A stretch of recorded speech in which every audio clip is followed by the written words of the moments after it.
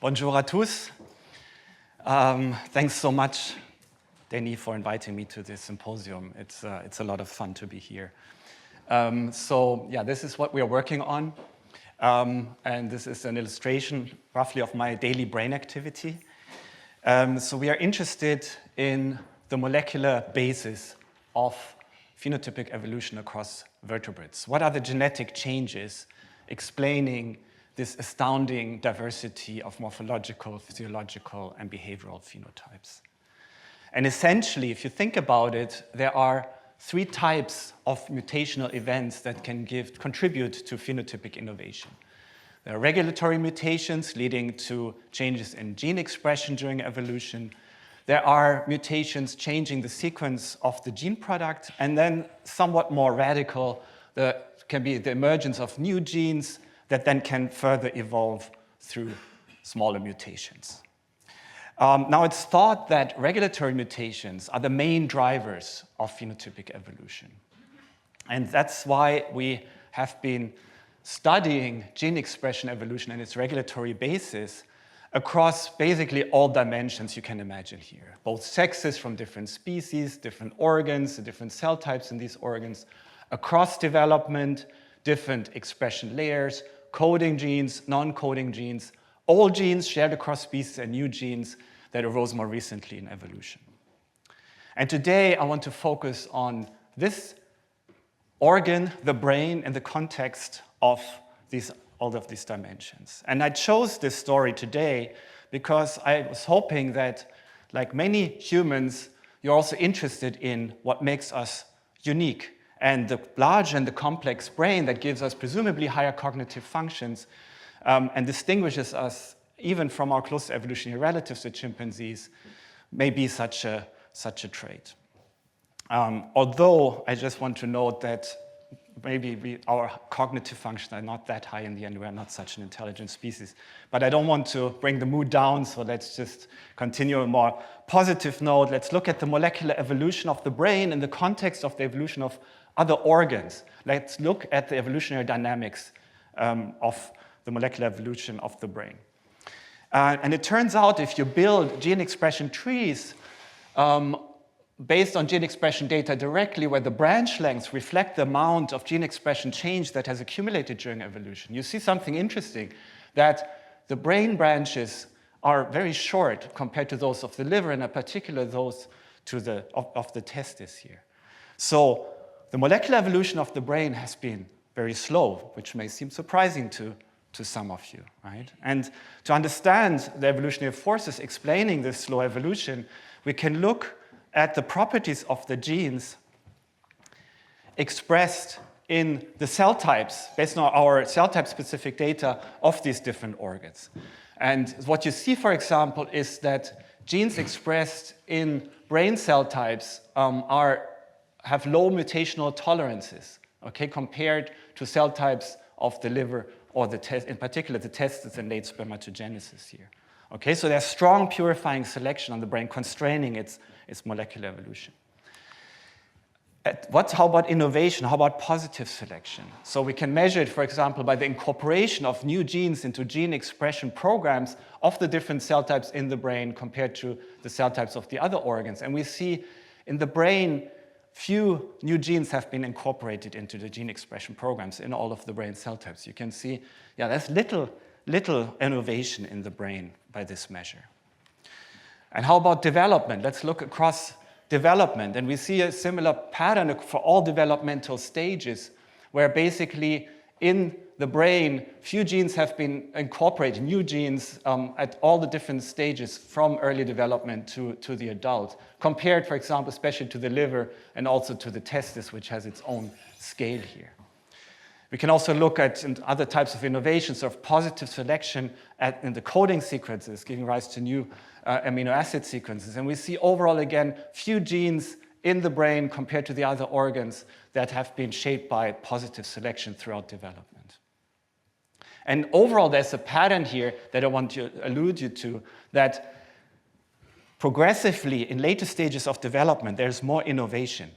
And that is explained by decreasing selective constraints, decreasing purifying selection, facilitating innovation in later developmental stages. So you can see it goes up sort of these innovation gradients here throughout development. And this kind of beautifully mirrors the morphological observations by Carl von Baer in the 19th century, who already observed at that time increase in morphological differentiation between species during development. So how can we reconcile this slow evolution of the brain with this amazing phenotypic diversity of the brain across mammals and other vertebrates?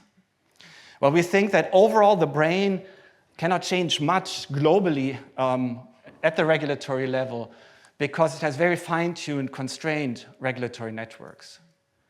So, but this big phenotypic changes are explained by few key regulatory changes of big effect that may underlie this innovation. That's the hypothesis, and they won't increase the overall rates of molecular evolution. How about the other organs? In the liver, we think that the rapid evolution of the liver reflects many metabolic diet adaptations to new diets during evolution, and there's strong positive selection on the liver and low selective constraints. And this is something we investigated in this study that I encourage you to look at. There's a preprint out there where we assess or discover recent molecular innovations in the liver associated with dietary innovations. And actually, we even find that the cellular architecture of the hepatocytes, which is a key metabolic cell types in the liver, is different in mammals from other vertebrates. So it's emerged in the common ancestor of mammals, this what we call zonation in the liver. But that's another story, not for today, but please check it out. How about the testes? Okay, this guy looks quite relaxed, but us poor mammalian males are under strong pressure to give rise to our own offspring. And this strong pressure, called sperm competition, we think accelerates the morphological and hence the molecular evolution of the testis. So even across the great apes, testicle sizes, for example, are very different, okay? And this is because it reflects the amount of promiscuous behavior of the females. So the bonobo male in particular is under strong pressure to produce a lot of sperm to compete with the other males because bonobo females are particularly promiscuously mating, okay? Whereas the gorilla silverback, impressive in body size, is not so impressive in terms of testicle size because it can be rather sure to sire its own offspring, okay? And so if the intermediate testicle size in humans, you may think about what that tells us about the sort of long-term evolutionary promiscuous behavior of females, okay? But anyway, so there's a strong pressures on male reproductive sex called sperm competition, which implies strong positive selection. And there's also reduced purifying selection, and you can ask me later how we actually measure this, but I don't have time to go into this right now. Okay, from the testis back to the brain. This is a mouse brain, and these are the principal structures of the mouse brain: the forebrain, the midbrain, and the hindbrain, and the respective substructures here. And they are essentially shared across all vertebrates, suggesting that they emerged in the common vertebrate ancestor, with one exception, and maybe you spot it, I will not reveal just yet, with one exception, okay? But so we have been interested in particular in the evolution of the telencephalon, which is thought to underlie the evolution of higher cognitive functions in different lineages. And so here in this study, we did a big single-cell study to unravel sort of the molecular and cellular basis of the higher cognitive functions of birds, which can be super intelligent as the most intelligent mammals like the great apes. Maybe not like us, depending on how you define intelligence, right? But this is a published study. I'm not going to talk about this today. We have an ongoing study on the telencephalon where we have representatives of all major vertebrate lineages included. I'm not going to talk about this either today. So I want you to focus now on the lineage down here, the jawless vertebrates like the sea lamprey. And this is going to provide the inroad for the main study I'm going to talk about today. So the sea lamprey as a jawless vertebrate, why is it interesting? It's very interesting because by virtue of comparisons of data from the lamprey with data from jawed vertebrates, the sister lineage here, all the other vertebrates, we can infer ancestral states, in this case of the brain of all vertebrates. So how did the original vertebrate brain look like? And so we generated a neural cell type atlas for the sea lamprey to illuminate the origins of the vertebrate brain. And it's quite a scary species. And yes, it is also dangerous to humans if you challenge it. But basically, we can then look at the root of the vertebrate tree, how the brain looked like, and to focus on, we made many observations there on the most fundamental innovation that we saw there is that, well, we discovered that the sea lamprey and other jawed vertebrates has no cerebellum. There's no trace of cerebellar cell types at all in the jawless vertebrates.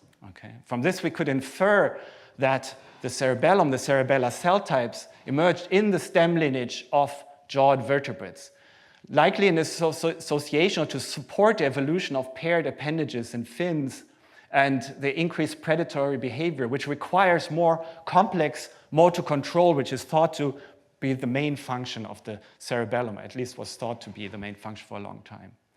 And the cerebellum, we hypothesize, originated through duplication of ancestral cerebellar-like structures that are present also in the jawless vertebrates.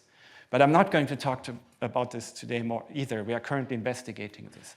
I want to focus on the more recent evolution of the cerebellum in therian mammals, that is placental and marsupial mammals. And it's very interesting, the observation that the cerebellum shows strong signals of coevolution with the neocortex, which clearly, is involved in the evolution of higher cognitive functions, where the ratio of cerebellar neurons relative to neocortical neurons has been remarkably stable, suggesting that the cerebellum may really also be involved in the evolution of higher cognitive functions. And indeed, plenty of studies in the past 10, 20, 30 years highlighting the importance of the cerebellum to the higher cognitive functions like language and working memory, also reflected in the respective disorders listed here. Fun fact, if you take all neurons of the brain in humans, and then you will find 80% of them in the cerebellum, which is remarkable, right? It's densely packed with neurons, the cerebellum, with small granule cells that I will talk about more in a moment, okay? If you do the same counting in the elephants, 95% of all neurons you will find in the cerebellum. So it's really an amazing structure, and we sought to reconstruct systematically its cellular and molecular evolution across mammals. And so you can see it's very diverse in terms of structures and sizes, with a focus on the human lineage. In particular, on the recent changes explaining the co-expansion of the cerebellum with the neocortex on the recent lineage, during the recent primate evolution on the lineage leading to humans. So the question is, can we identify some of these key regulatory changes of big effect that I hypothesized explain the evolution of the brain? And before I go into our study, I want to introduce quickly the main cell types I'm going to talk about today in the cerebellum. This is the Purkinje cell, arguably the most beautiful cell type in the whole body. I don't know what's your favorite cell type, but it has this huge dendritic tree, which with hundreds in humans, hundreds of thousands, up to 1 million synapses. It's a huge cell that's super arborized. And it integrates, it's an inhibitory cell type, and it integrates the information of these granule cells, which are the cells, the neurons, that explain this amazing number of neurons in the cerebellum compared to the rest of the brain. And so this integrated signal of the Purkinje cells is projected, or the Purkinje cells project to the deep nuclei this information, which is then passed on to other regions of the central nervous system.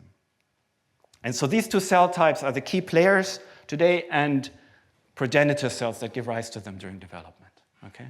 So what can we do these days with these amazing technologies, single cell transcriptome sequences? We generated huge atlases, developmental atlases from early embryonic development to the adult, single cell transcriptome atlases for humans, the mouse, and the opossum, which is a marsupial, and it serves as an outgroup, overall covering about 160 million years of evolution. And so you can see down here the data in the UMaps. And one challenge when you have such data is how do you compare across species? An important thing now is to align the corresponding stages between species, right? To make the data comparable in the end. And how do we do this? We do this based on the transcriptome similarity of the different stages, matching the most closely related stages in terms of transcriptome similarities. And what we find there is, for example, that the day 13.5 mouse embryo corresponds to an 8-week human embryo, which in turn corresponds to a 4-day-old postnatal opossum, which highlights what you may all know and how immature marsupials are when they are born. So their embryonic development largely takes place outside of the body, and they sort of remain attached to the teats of the mother for a long time, and they have this enormous lactation cycle that basically makes them grow from the embryo to proper young and then adult animals. Okay, the next thing that we need to do before we can analyze the data after assigning developmental stages, we need to annotate cell types. And we do this with marker genes, etc. And so you can see nicely here the different colors represent the different cell types. And you can see how the Purkinje cells emerge from the progenitor pool here in the ventricular zone, and the granule cells emerge also from the different sets of progenitors in the rhombic lip, so main germinal zones of the cerebellum. And now the first sort of real analysis in this project. Let's look at the cell abundance dynamics of the main cell types that I introduced to you today. So first we have the progenitors that then give rise to the other cell types. And then you can see basically that then the Purkinje cells expand, and then the granule cells completely take over, right? Then they basically make up nearly all of the cells in the cerebellum in later development.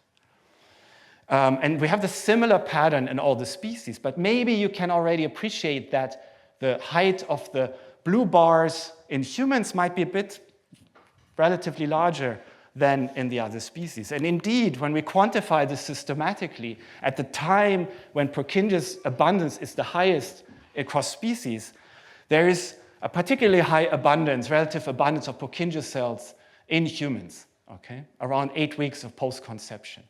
So there's a burst of Purkinje cell production, which is super interesting because Purkinje cells are known to regulate granule cell proliferation. So is this the driver of the human cerebellum expansion? And so you can sort of, these are relative abundances, is followed by granule cell precursor proliferation, and then the granule cells, you can see a slight axis here in terms of relative amounts. To fully understand the proliferation dynamics, we would need absolute counts of cells. And this is difficult to do, and this needs to be done in the future, but this we cannot do. So the exact consequences of the Purkinje cell abundance here in humans still remains to be explored. But so when did it happen? So it happened after the human-mouse split on the human lineage, right? And I'm going to give you a sneak peek of data that I'm going to discuss more a bit later, where we also generated developmental data for the cerebellum and all the cell types for the marmoset monkey, which is a newborn monkey, which then allowed us, given that the marmoset also does not have this burst of Purkinje cell production like the mouse and the opossum, polarize the emergence of this burst of Purkinje cell production to the human lineage after the separation from the newborn monkey lineage represented by the marmoset here. So it occurred in the past 40 million years or so on the lineage leading to humans. So what's the gene expression, the molecular basis of this expansion and other innovations of the cerebellum? We can now look at the gene expression data, okay, that underlies also the previous analysis in the end, right?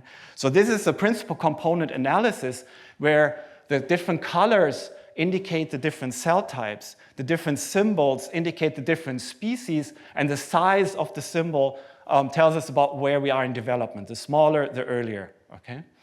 And what you can hopefully appreciate here is that there is a cell type dominated clustering, where a human granule cell is closer to an opossum granule cell to a human progenitor cell, for example, right?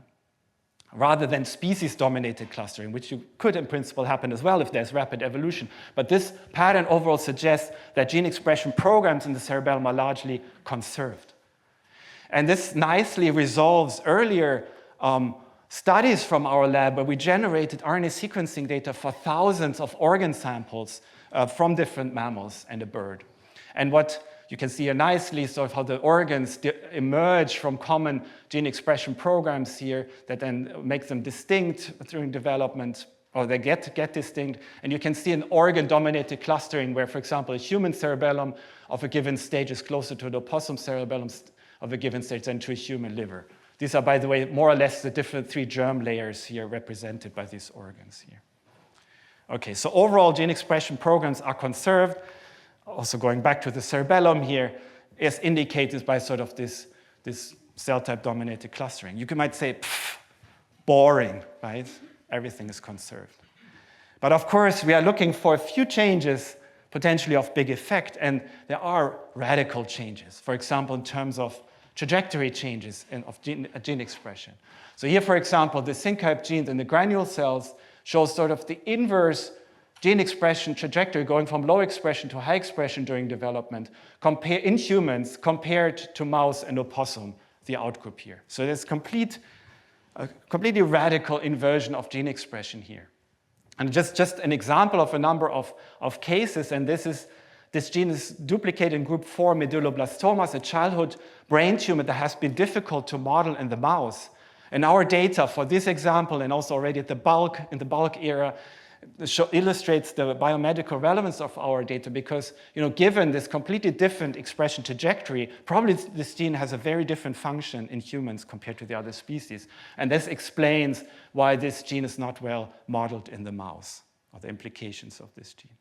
Okay, so we have these radical trajectory changes, and if we count them, we see an excess of these granule cell trajectory changes on the human lineage in granule cells. So there's a substantial overabundance of such changes in granule cells, which again is exciting for us going back to our old bulk tissue data, where it explains sort of the excess of cerebellum trajectory changes overall that we saw that are even larger the number on the human lineage compared to those occurring in the neocortex, which again highlights or supports the idea that the cerebellum and innovation in the cerebellum contributed to the evolution of higher cognitive functions in humans. Okay, so these are trajectory changes in the pattern of expression over development. And to some extent, you could say there's something even more radical than that, and that is the gain and loss of gene expression across cell types during evolution. And so there's one example here, like the DSCAM gene is a cell adhesion molecule previously known to be important in neural circuit formation during development. And this gene gained expression in progenitor cells during human evolution after the separation from the mouse lineage here. And when we count these changes to look for excesses in different cell types or for different species, we don't see anything particular at the first glance. But when we look at development, we do see something interesting.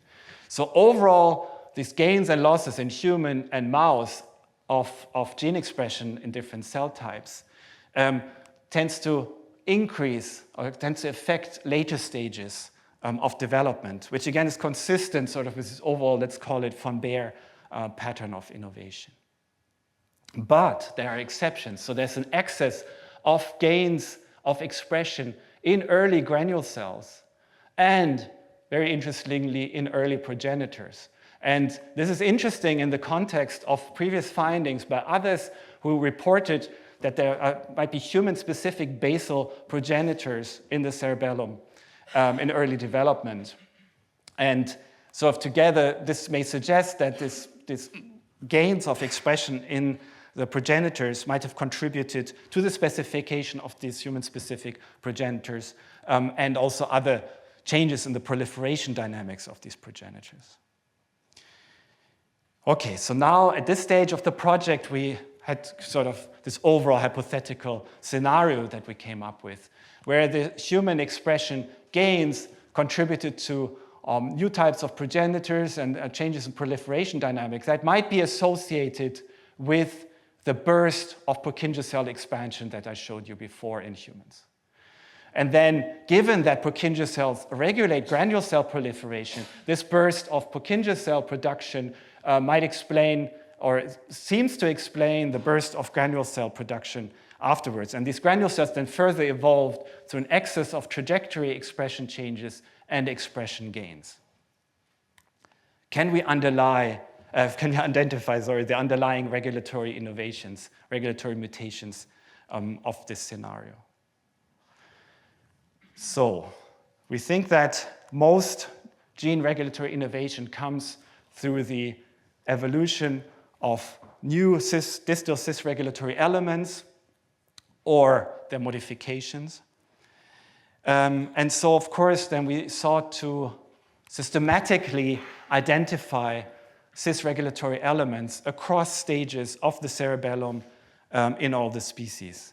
And how do we do that? Well, regulatory elements can be rather readily be identified based on the chromatin accessibility. So chromatin in active regulatory elements tends to be open. And so there are techniques called attack sequencing where we systematically across the genome can map open chromatin regions and hence cis regulatory elements. And then the aim is to identify the sequence changes that explain the activity, the accessibility of the cis regulatory elements, which is usually should be transcription factor binding motifs that then explain this activity. And so how do we do this? So we generate, again, a lot of data. We generate a lot of single nucleus attack sequencing data matched to the RNA sequencing data for the different species here. Again, a lot of data to churn. And I just want to highlight to you a little bit of how these data look like by showing you the mouse as an example. And what is the main take-home message from this slide should be how spatio-temporally specific cis regulatory element activity or accessibility in this case is. So you can see here the dark colors highlight accessibility of the different cis regulatory elements, and you can see in the different cell types and developmental stages. And you can see that the bulk of the cis regulatory elements are very specific to certain cell types and or specific stages of development. Okay, and this highlights how the emergence of new cis regulatory elements can contribute in a very specific manner to gene regulatory innovation. And so what we could do now is we could link this data with our expression data from the 6 species, right, to reconstruct to the regulatory basis of gene expression evolution. But we thought at the time, 6 species, there are thousands of mammals, hundreds of genomes available for the mammals. 6 species is not so much in the end, right? But the problem is that already just the reagents for the 6 species cost about 350,000 euros. And if you wanted to scale it up, for example, to the 240 species for which Zoonomia Consortium made these beautiful genome alignments that are very useful, it would become financially prohibitive. We would need many ERC grants to sort of finance this type of work. What's the solution to this dilemma? Artificial intelligence. Deep learning, a blessing and a curse these days in our world, right? But basically, this is just, I'm really kind of blown away by the possibilities still. AI-powered deep learning models, they can learn, if you give them a sequence, in this case, the attack data, so where the cis regulatory elements are across the different cell types, developmental stages, they can learn what are the sequences explaining this accessibility, and sort of can be used to predict CREs and why they are accessible and in the end active. And we can even predict across species, we thought. Okay? Not just analyze within a species. And so basically, we did that. We trained deep learning models based on human attack sequencing data in this example here. Took a human perspective, right? We always have humans sort of as a central focal species here. And then we use the trained model to predict accessibility in orthologous sequences in all the other species, in 240 mammals from the zoonomia alignment.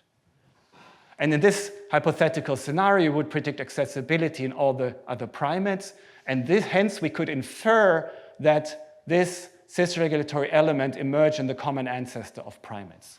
Okay? That's the idea. And that's what we did systematically for all the CREs. For all the different, these NMF factors summarize cell types and so distinct cell types and developmental stages and so on. And so each column corresponds to a cis-regulatory element here, and each row to a species of the placental mammal phylogeny. And so basically, where the color is all blue across all rows, this suggests that the human cis-regulatory element is accessible in all placental mammals, suggesting it originated in common mammalian ancestors. And then there are progressively younger elements here that arose later on the primate lineage. And then we're including human-specific elements where our models predict that there's no accessibility in any other species, suggesting it's a human-specific enhancer, for example. Now, you might say, predictions, right? Yeah, but we of course need to validate that it works. And we can do that because we have now the data from only 6 species, but they are anchor species that can be used to validate our predictions in a beautiful way. For example, for all the cis-regulatory elements that we predict to be human-specific, we can now look in those anchor species here in the actual attack sequencing data and in their corresponding sequences of these series, do we get attack signals or not? And you can see for the ones where we predict human specificity, in all the other species, bonobo, macaque, marmoset, and mouse, basically has very little attack-seek signals for the corresponding sequence. So it suggests that it's really human-specific, but the bulk of the CREs that we predict to be human-specific. And we can do the same for all the other age categories here. And for example, then the Eutherian conserved ones, where we predict accessibility across all placental mammals, we actually get strongest attack signals in all of the species here. So it's fully consistent with the predictions. And now we are in a good position. We have a high resolution, at least for the regulatory elements, a very high, phylogenetically high resolution data set here, and that we can link to gene expression changes. And this is towards the end of my talk now. I want to focus on this very interesting expression gain that we detected. So that thyroid hormone receptor beta gene, THRB, is a transcription factor gene with known key roles in cell proliferation and migration. And I put an exclamation mark after transcription factor because transcription factors are usually very conserved in evolution because they target many genes, they regulate other genes. So if you change the activity of a transcription factor, this usually has deleterious consequences, right, because of all the downstream effects. They're usually very constrained in their evolution. But in this case, we have this radical innovation where basically this THRB gene gained expression in the progenitor cells. And not only that, the target genes of this transcription factor also show expression gains during evolution on the human lineage. So is this a change of expression that after the human marmoset split that could have contributed in the end to the Purkinje cell expansion? That's the hypothesis here. And so, but first, let's just look at what drove this gain of expression of THRB in progenitor cells. It turns out it seems to be driven by a gain of one key enhancer element that sits 3 kb upstream of the transcriptional start set of the THRB gene.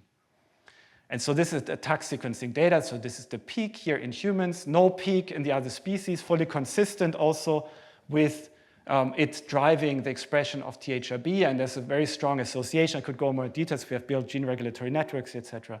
So this gene, this regulatory element, this likely enhancer, likely drove the expression of THRB. And then we use our models, our deep learning models, to predict accessibility across species. We see the highest prediction score in humans and other great apes.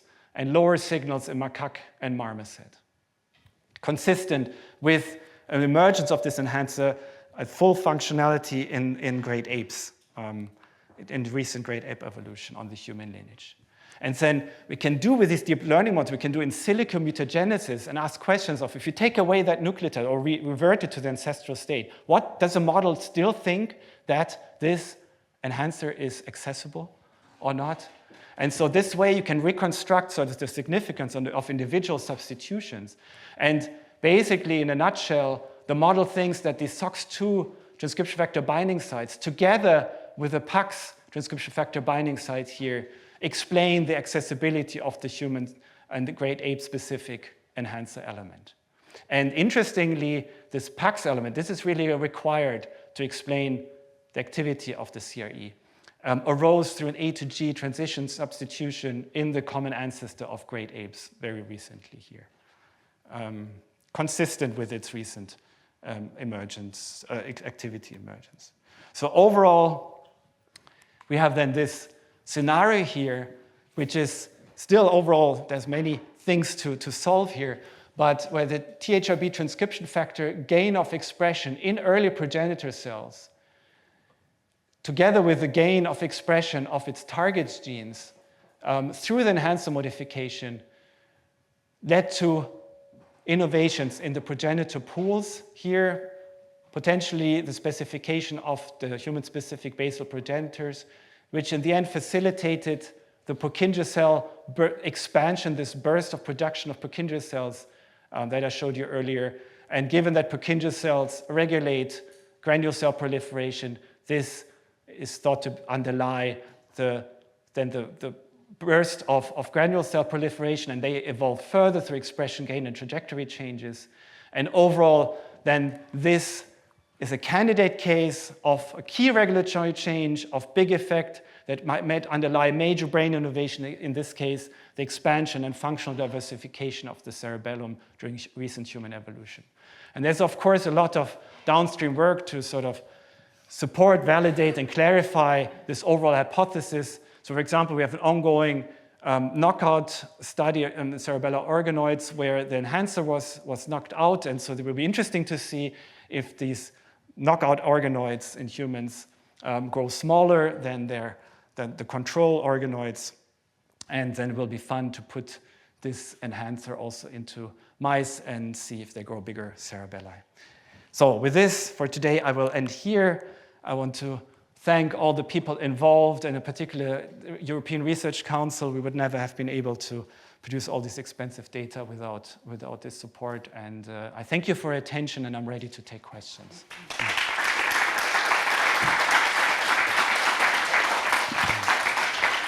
Thanks so much, Henrik.